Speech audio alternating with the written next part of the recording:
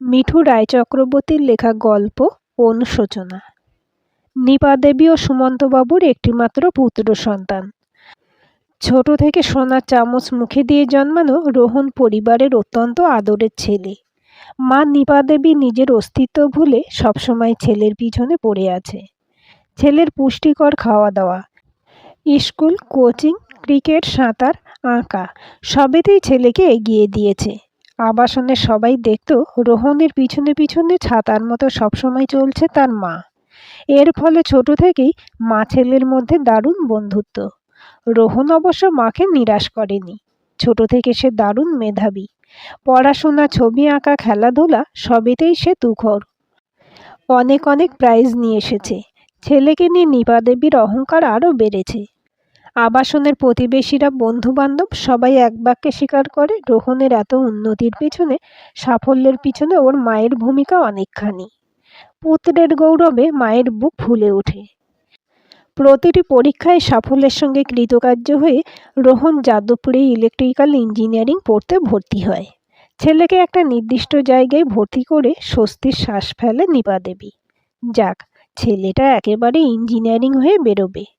এখনও মা ছেলের বন্ধুত্বটা দারুণ।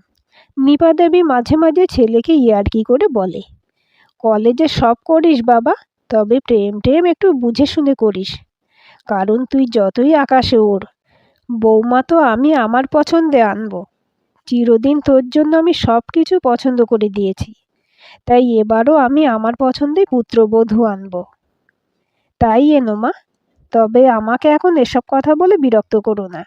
নিজের ক্যারিয়ারটা তৈরি করতে দাও। প্রচণ্ড মেধাবী রোহন পরীক্ষায় ভালো ফল করে দেশের একটা নামকরা কোম্পানিতে চাকরি পেয়ে যায়। প্রথম পোস্টিং হায়দ্রাবাদ। ছেলে চাকরি পেতেই নিপা দেবী উঠে পড়ে লাগে নিজের মন পছন্দের বৌমা আনার জন্য। চারিদিকে পাত্রীর খোঁজ খবর চলে। তার ফর্সা, লম্বা, সুদর্শন ছেলের জন্য উপযুক্ত, শিক্ষিত, অত্যন্ত ফর্সা, লম্বা, সুশ্রী, সুন্দরী এবং অবশ্যই ঘরোয়া মেয়ের খোঁজ চলে। এ ব্যাপারে নিপা দেবীর বক্তব্য, আমার ছেলে তো অনেক টাকা মাইনে পায়, বৌমা চাকরি করার কি দরকার। বৌমা ঘরে থাকবে আর আমার ছেলেকে ভালোভাবে দেখাশোনা করে রাখবে। মায়ের এসব কর্মকাণ্ড বিষয়ে সম্পূর্ণ অজ্ঞাত রোহন নিজের কাজের জগতে ডুবে থাকে। তার ইচ্ছে কোনো বিদেশি ইউনিভার্সিটিতে ভর্তি হয়ে আরও পড়াশোনা করার। পুজোর ছুটিতে কলকাতায় এলে রোহনকে একগাদা পাত্রী ছবি দেখায় নিপা দেবী। এবার একটা বড়সড় বোমা ফাটায় রোহন। মাকে ডেকে বলে, সেই উচ্চ মাধ্যমিকের সময় থেকে আমার একজনের সঙ্গে প্রেম। তোমার ভয়ে কথাটা বলতে পারিনি, পুরো ঘটনাটা চেপে রেখেছিলাম। এখন বলছি মা, বিয়ে আমি দিতিকে করব। ষষ্ঠীর দিন ওকে বাড়িতে ডেকেছি। তুমি ওকে দেখে নিও এবং কথাবার্তা বলে নাও। এই সামনের মার্চ মাসে ওকে আমি বিয়ে করব। রোহনের কথায় আকাশ থেকে পড়ে নিপা দেবী ও সুমন্তবাবু। নিমতেতো গেলার মতো মুখ হয়ে যায় নিপা দেবীর। ষষ্ঠীর দিন অদিতি অর্থাৎ দিতি আসে। তাকে দেখে পুরো ভিড়মি খায় নিপা দেবী। অদিতি পুরো মডেলদের মতো দেখতে, অত্যন্ত পাতলা, লম্বা এবং শ্যামলা গায়ের রং, কেমন যেন শক্ত শক্ত হাত পা। রোহন বলে, দিতি বরাবর স্পোর্টসে খুব ভালো, নিয়মিত শরীরচর্চা করে, এখন তো ফিটনেস ট্রেনার হিসেবে কাজ করে। বালিগঞ্জে ওদের বাড়ির নিচের তলায় দিতির একটা জিম আছে। ওখানে বিভিন্ন বয়সী পুরুষ মহিলাদের জন্য দুটো আলাদা আলাদা সেকশনে ফিটনেস ট্রেনিং চলে। দিতি ওখানকার মূল ফিটনেস ট্রেনার। তারপর মায়ের দিকে তাকিয়ে হাসতে হাসতে বলে, আমার অনুরোধে দিতি আজ সালোয়ার পরে এসেছে, না হলে সবসময় জিন্স টি শার্ট পরে থাকে। তাদের বাড়ি থেকে মোটে 10 কিলোমিটার দূরে মহিলা পরিচালিত এই জিমটির নাম শুনেছে নিপা দেবী এবং সুমন্তবাবু। এখন সুমন্তবাবুর মনে পড়ে রাস্তাঘাটে এই মেয়েটিকে বুলেট নিয়ে দাপিয়ে বেড়াতে দেখেছে। এখন সেই মেয়ে তাদের বাড়ির ড্রয়িং রুমে বসে আছে। দুটো হাত দিয়ে মাথাটা চেপে ধরে নিপা দেবী। হে ভগবান, এই গুন্ডার মতো মেয়েটা হবে আমার বৌমা? এর চেয়ে আমার মরে গেলে ভালো হতো। এই দিন তাহলে দেখতে হতো না। অদিতি চলে যাওয়ার পর ছেলের বিরুদ্ধে যুদ্ধ ঘোষণা করে নিপা দেবী। আমি মরে যাব, তবু এই মেয়েকে কিছুতেই বাড়ির বউ করব না। তোর জীবনে এই মেয়েকে আমি কিছুতেই আসতে দেব না। রোহন মায়ের হাতে পায়ে ধরে বোঝায়, দিদি খুব ভালো মেয়ে মা, আর ফিটনেস ট্রেনিং ওর প্যাশন এবং প্রফেশন। তুমি প্লিজ আপত্তি করো না। নিপা দেবী অনর। পুরো পুজোটা নিরানন্দভাবে কাটে তাদের। অদিতিও বুঝে নিয়েছে নিপা দেবী ও সুমন্তবাবু তাকে পছন্দ হয়নি। সে রোহনকে বোঝায়, বাবা মাকে চাপ দিও না রোহন, ওদের একটু সময় দাও। পুজোর পর রোহন হায়দ্রাবাদে চলে যায়। ফোনে মাকে সে অনেক বোঝানোর চেষ্টা করে। অবুঝ নিপা দেবী ছেলের সাথে বাক্য আলাপ বন্ধ করে দেয়। সুমন্তবাবু স্ত্রীকে বোঝায়, আমাদের একটাই ছেলে নিপা, অদিতিকে মেনে নাও। মেয়েটার সম্বন্ধে আমি খোঁজ খবর নিয়েছি। মেয়েটার স্বভাব চরিত্র খুব ভালো। তাছাড়াও অদিতি রোহনের পছন্দ। ছেলের মতামতটাকে গুরুত্ব দাও। ফুঁসে ওঠে নিপা দেবী। স্বামীকে তেড়ে ওঠে, ওটা মেয়ে, স্বাভাবিক মেয়ের সঙ্গে ওর তুলনা চলে? মেয়েরা হবে নরম কোমল সুন্দরী, সুশ্রী লক্ষ্মী প্রতিমার মতো। আমার দিদির দাদার, তোমার দিদির বৌমাদের দেখনি? তোমার ভাইজিদের ভাগ্নিদের দেখনি? তারা কেউ অদিতির মতো? ওদের অদিতির মতো কাঠের পাটা চেহারা, চুল বয়কাট করে কাটা। অদিতি মেয়ে ছেলে না মদ্য সেটাই বোঝা যায় না।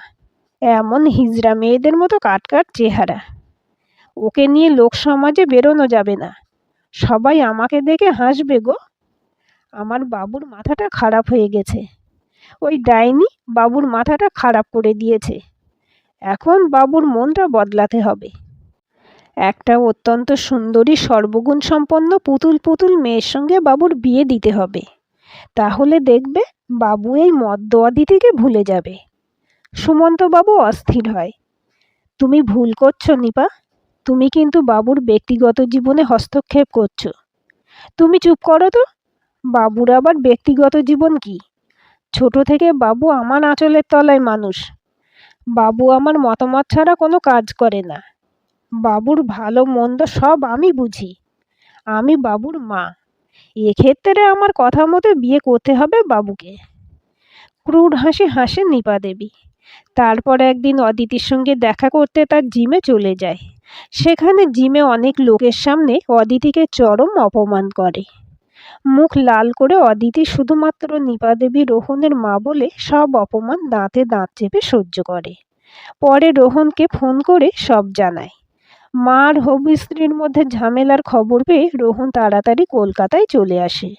এসে মাকে বোঝায়, অদিতিকে তুমি কেন অশ্লীল ভাষায় অপমান করলে? ও কি দোষ করেছে? ওকে প্লিজ সরি বলো। আর বিয়ে করলে আমি অদিতিকেই বিয়ে করব, অন্য কাউকে নয়। ওকে তোমাকে মেনে নিতেই হবে। তারপর অদিতিকে বলে, চলো দিদি, আমরা রেজিস্ট্রি বিয়ে করে নিই। একবার বিয়ে হয়ে গেলে মা তোমাকে ঠিক মেনে নেবে। এবার অদিতি বেঁকে বসে, তুমি তোমার বাবা মায়ের একমাত্র ছেলে। ওদের অমতে আমি তোমাকে কিভাবে বিয়ে করব? বিয়ের পর তোমার মা আরও অশান্তি করবে, আমাকে আরও অনেক অপমান করবে। তখন তুমি কাকে সমর্থন করবে, মাকে না বউকে? দুজনের মাঝে পড়ে তুমি স্যান্ডউইচ হয়ে যাবে। নিজেদের বিবাহিত জীবন বরবাদ হয়ে যাবে। ভবিষ্যতে এত অশান্তি আমি নিতে পারবো না। আগে তুমি তোমার মাকে বোঝাও, পরে আমাকে বোঝাতে আসবে।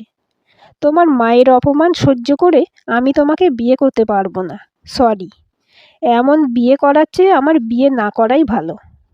নিজের আত্মসম্মান আমার কাছে ভীষণ দামি। তোমার জন্য আমি সেটা হারাতে পারবো না। এদিকে নিপা দেবী অব্যর্থ ওষুধ অনশন ধর্মঘট আরম্ভ করে। তার দাবি রোহনকে তার দিদির ননদের মেয়েকে বিয়ে করতে হবে। মেয়েটি নাকি সব দিক দিয়ে তার পুত্রবধূ হওয়ার উপযুক্ত। তারপর রোহনকে মাথায় হাত দিয়ে প্রতিজ্ঞা করায় এই মেয়েকে বিয়ে করার জন্য। ওদিকে অদিতি রোহনকে আওয়াজ দেয়, মায়ের বাবু, মায়ের পছন্দ মতো মেয়েকে বিয়ে করো, মাম্মাস বয়। মার প্রেমিকা দুজনের মাঝে ব্যাডমিন্টন ককের মতো ঘুরতে থাকে রোহন। দুজনে তাকে নিয়ে ব্যাডমিন্টন প্র্যাকটিস করে চলে। তার বাবা সুমন্তবাবু নীরব দর্শক। এই অবস্থা থেকে রোহনকে উদ্ধার করেন স্বয়ং ভগবান অন্তর্যামী। হঠাৎ করেই কোম্পানির একটা প্রজেক্টের কাজে 6 মাস জার্মানিতে যাওয়ার সুযোগ আসে তার কাছে। ব্যাস, তড়িঘড়ি দেশ ছাড়ে রোহন। দুজন নারীকে মুক্তি দিয়ে এবং অবশ্যই প্রেমিকার প্রেমের জাল ও মায়ের স্নেহের জাল থেকে নিজেকে মুক্ত করে ভগ্ন হৃদয়ে বিদেশে পালিয়ে বাঁচে। এরপর কেটে গেছে 5 বছর। রোহন আর দেশে ফেরেনি। মায়ের প্রতি চরম অভিমানে বাড়িতে আসে না, তবে প্রতিদিন ভিডিও কল করে বাবা মায়ের সঙ্গে কথা বলে, টাকা পয়সা পাঠায়। নিপা দেবী অনেকবার বলেছে, বাবা তুই ফিরে আয়, আমি অদিতির সঙ্গেই তোর বিয়ে দেব, ওকে আমি মেনে নেব। মৃদু হেসে নীরব থাকে রোহন। নিরুপায় নিপা দেবী অদিতির কাছে ছুটে গেছে। অদিতি, তুমি রোহনকে বোঝাও, ওকে ফিরে আসতে বলো, আমি নিজে দাঁড়িয়ে থেকে তোমাদের বিয়ে দেব। মৃদু হেসেছে অদিতি। ম্যাডাম, আমার আত্মসম্মান এত ঠুনকো নয় যে রোহনের মতো মেরুদণ্ডহীন পুরুষকে বিয়ে করব। সে সমস্যা থেকে দূরে বিদেশে পালিয়ে গিয়ে বেঁচেছে, ভালোই করেছে। আপনারা ভালো থাকুন, আপনাদের পছন্দের পাত্রীর সঙ্গে রোহনের বিয়ে দিন, আমার কোনো আপত্তি নেই। আমি আমার মতো অতুলনীয়া, কোনো মেয়ের সঙ্গে তুলনায় যেতে আমি রাজি নই। যে আমাকে এভাবে আমার মতো করে গ্রহণ করবে, সম্মান দেবে, তাকে আমি আমার জীবনসঙ্গী করব। তবে সেটা আর কখনোই রোহন নয়। রোহনের মতো নরম মনের ছেলে একসাথে আপনার মতো মা এবং আমার মতো বউ দুজনকে সামলাতে পারবে না। তাই এখন রোহনকে বিয়ে করার প্রশ্নই নেই। স্বামীর কাছে কেঁদে পড়ে নিপা দেবী। সুমন্তবাবু বোঝায়, নিজের জেদে অবস্থা এমন ঘোরালো করেছ নিপা। ছেলের মতামতকে গুরুত্ব না দিয়ে অদিতির সঙ্গে অন্যান্য মেয়েদের তুলনা করেছ। আরে হাতের 5টা আঙুল কি সমান? অদিতিও নিজের মতো। ওকে রোহনের জীবনে স্বীকার করে নিলে আজ আমাদের এমন দিন দেখতে হতো না, ছেলেটাকে হারাতে হতো না। এই ঘটনার প্রায় 1 বছর পর একজন ছেলের সঙ্গে অদিতি এসেছিল তাদের প্রণাম করতে। অবাক হয়েছিল নিপা দেবী, সুমন্তবাবু। মাসিমা, মেসোমশাই, এই হলো অর্ঘ্য, আমার স্বামী। অর্ঘ্য একটা কলেজে অধ্যাপনা করে। শেষ পর্যন্ত বিয়েটা আমি করেই নিলাম, তাই আপনাদের আশীর্বাদ নিতে এসেছি। কথায় কথায় অর্ঘ্য জানায়, দোকানে কেনাকাটা করতে বেরিয়ে রাস্তায় হঠাৎ অজ্ঞান হয়ে গিয়েছিল ওর মা। অদিতি নিজের বুলেটে চাপিয়ে তৎক্ষণাৎ হাসপাতালে নিয়ে যায় ওর মাকে। সেখান থেকে ওদের প্রথম পরিচয়, পরে দুজনের প্রেম। কিছুদিন পর দুই বাড়ির সম্মতিতে বিয়ে হয়। হাসতে হাসতে অদিতি জানায়, আমার শাশুড়ি খুবই প্রগতিশীল, আধুনিক মনস্ক মাসিমা, আমাকে খুব ভালোবাসে। আমি আমার শাশুড়ি মাকে কোথাও একা যেতে দিই না, সব জায়গায় মাকে আমি আমার বাইকে করে নিয়ে যাই। আর আমার ফিটনেস ট্রেনিং সেন্টারটা তো খুবই ভালো চলছে। এবার ভাবছি গড়িয়াতে আরও একটা শাখা খুলব। মা আর অর্ঘ্য সব রকম সাহায্য করবে বলেছে। মুখটা পুরো চুপসে গেছে নিপা দেবীর। অদিতি যে সেদিনের অপমানের বদলা নিচ্ছে তা স্পষ্ট বুঝতে পারে সে। খুব অহংকার করে অদিতিকে সেদিন সে বলে এসেছিল, রোহনের আশা তুমি ছেড়ে দাও, আমি বেঁচে থাকতে রোহনের সাথে তোমার বিয়ে দেব না, পরন্তু তোমার মতো মদ্য মেয়েকে কে বিয়ে করে দেখব। তাই অদিতি আজ দেখাতে এসেছে, দেখো কেমন নিজের পছন্দ মতো স্বামী ও শাশুড়ি পেয়েছি আমি।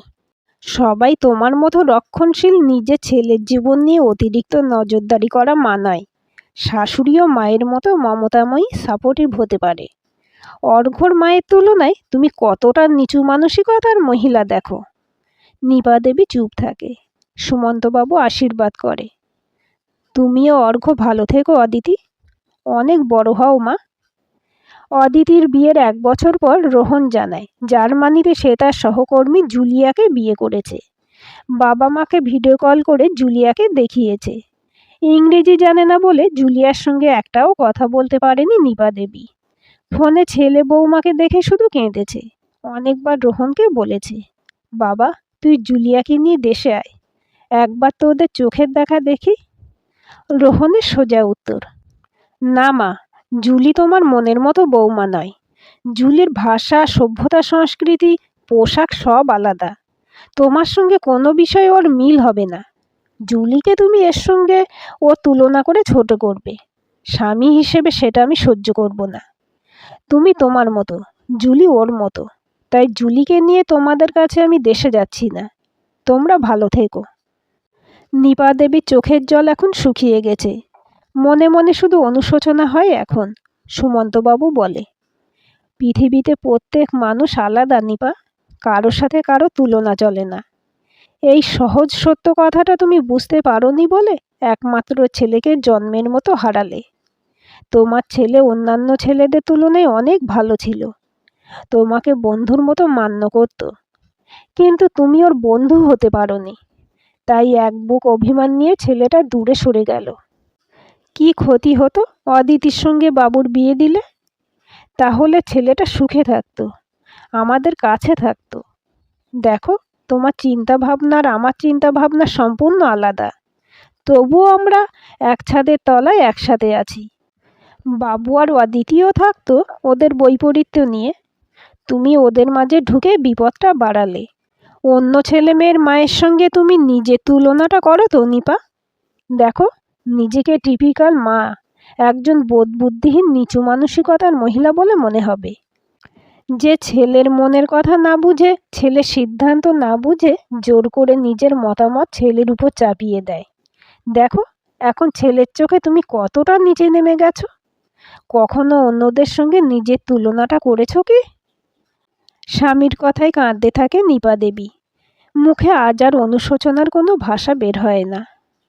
আজকের গল্পটি কেমন লাগলো কমেন্ট করে জানাবেন। ভালো লাগলে লাইক, হাইপ, শেয়ার করবেন। আর চ্যানেলটি সাবস্ক্রাইব করে বেল আইকনটি ক্লিক করে রাখতে ভুলবেন না।